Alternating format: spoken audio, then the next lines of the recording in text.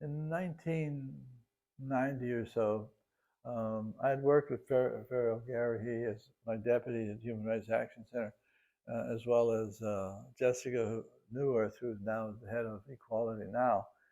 And they were always talking about a possibility of a show being done or something that could, you know, get an annual thing going, especially for Women's Day, which is March, I think it's March 6th, March 8th, I think it's March 6th. And so they asked me to do that, and I thought about it for a while, and I thought if we could honor 4 victims, survivors of torture at the show, I'd be willing to do the show and try to bring talent together in Los Angeles. So we actually did that. We called it Free to Laugh, and it was a combination of comedy by some of the best comedic writers. And our own staff, we had Ruth Barrett, we had the Lapita sisters, we had Dawn Foster, who did some awful big shows. And there was a lot of, quite a few great writers with us, and I should remember the names, but I don't. But it came together on that writing side. And Roseanne Barr and Tom Marner will be the MCs of the program. Um, and then many artists signed up. Um,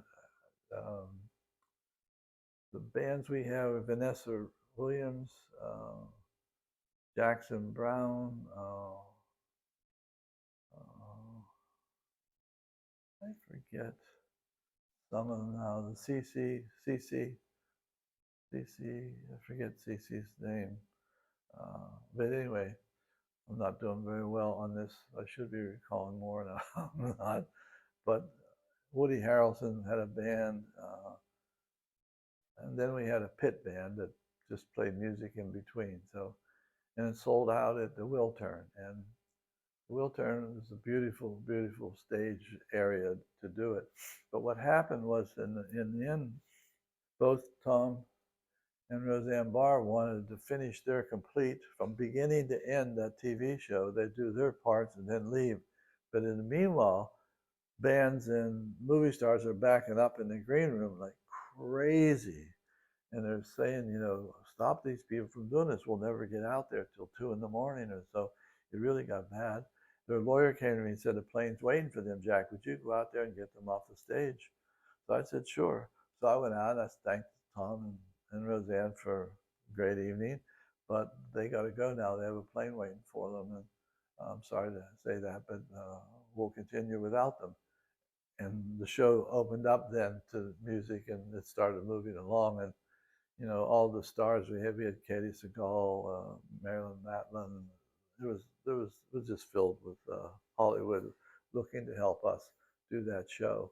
Um, and it won eventually a nomination for comedic writing for an Emmy, I think, something like that.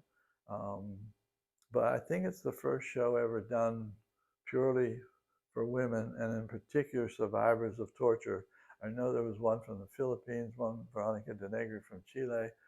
I forget the Argentinian woman, and there was one from Africa, and I forget which nation it was. Um, but it it gelled as a show. The music, the comedy, it all came together. It was really brilliant. We now come back to the talent who participated, because I should name them all. But it came together. It was a brilliant show, and we were very happy with it. And it put down a marker annually in March that it's Women's Day in early March, and it's time to pay attention, because as Jimmy Carter says, if you can get women's human rights issues up front, it lifts all the other boats in human rights, and I think he's correct. So hopefully some of the boats have been lifting since that time, because we did it about, I don't know how many years ago now, but almost 28 or 30 years ago. I don't know whether it's been repeated or not, but surely it should be done every year and honor women, and my mom in particular.